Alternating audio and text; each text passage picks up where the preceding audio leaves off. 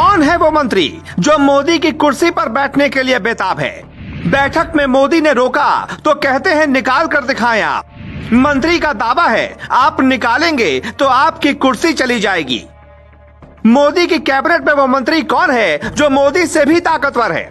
वो कौन मंत्री है जिसके पास आज भी 252 सांसद हैं और मोदी का साथ छोड़कर उन्हें प्रधानमंत्री बना सकते हैं? बीजेपी के वो मंत्री कौन है जो बैठक में पीएम मोदी को ही धमकी दे सकते हैं?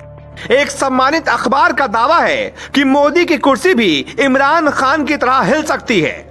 दावा इतना बड़ा है कि बीजेपी के कई नेताओं और मंत्रियों तक को यह बात पता नहीं होगी।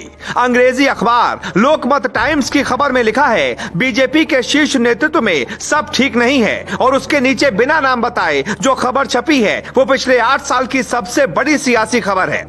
हैरानी की बात यह है कि अखबार ने नाम नहीं बताया, लेकिन ग्लोबल भारत टीवी आपको यह समझा देगा कि वो मंत्री कौन है।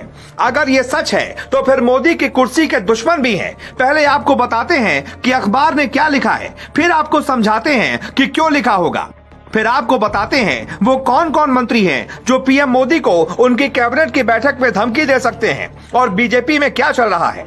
हम आपको पहले वही खबर दिखाते हैं जो अखबार ने छापी है। कांग्रेस में आंतरिक मतभेदों की खबरों के बीच भाजपा में शीर्ष नेतृत्व को लेकर भारी मतभेद बने हुए हैं। इन मतभेदों का खुलासा मोदी सरकार के एक वरिष्ठ कैबिनेट मंत्री ने लोकमत से लंबी अनौपचारिक बातचीत में किया। हम यहाँ उस कैबिनेट मंत्री के नाम का उल्लेख नहीं कर रहे। बकौल इस मंत्री के प्रधानमंत्री मोदी के साथ योजनाओं पर मंत्रिमंडल की बैठक में चर्चा के दौरान जब इस मंत्री ने अपनी बात रखी तो मोदी ने उसे काटते हुए ऐसी बात कह दी कि इस मंत्री ने मोदी को धमकी दी कि ताकत है तो वो उनको मंत्री परिषद से हटा दें। मंत्री ने दावा किया कि 252 सांसद वो अपने साथ ले जाकर मोदी सरकार को गिराने की ताकत रखते हैं। चूंकि वो विचारधारा से बंधे रहे हैं, नतीजतन ऐसा कोई कदम नहीं उठा रहे। इस मंत्री ने चौंकाने वाला खुलासा करते हुए कहा कि रक्षा मंत्री राजनाथ सिंह के बेटे उत्तर प्रदेश के विधायक पंकज सिंह को मोदी ने योगी सरकार में मंत्री बनने से रोका था। कल तक राजनाथ मोदी से बहस करते थे, लेकिन अब उन्होंने भी समर्पण कर दिया है। मोदी से वैचारिक मतभेद रखने वाले मंत्री का आरोप था कि मोदी आयकर, ईडी, सीबीआई जैसी संस्थाओं का विरोधियों के खिलाफ इस्तेमाल कर रहे हैं। जब एक बार उन्होंने मोदी की इस नीति का विरोध किया तब मोदी का उत्तर था कि मुख्यमंत्री से प्रधानमंत्री के पद तक वो इसी नीति के आधार पर पहुंचे हैं। बातचीत के दौरान ये संकेत भी मिले कि अब मोदी और अमित शाह के बीच सब कुछ ठीक नहीं चल रहा। मोदी अपनी प्रसन्नता देखने में ही खुश होते हैं। संसद में उनके भाषण पर किसने कितनी तालियां बजाई, इसको भी मोदी अपने चैम्बर में बैठकर गिनते हैं।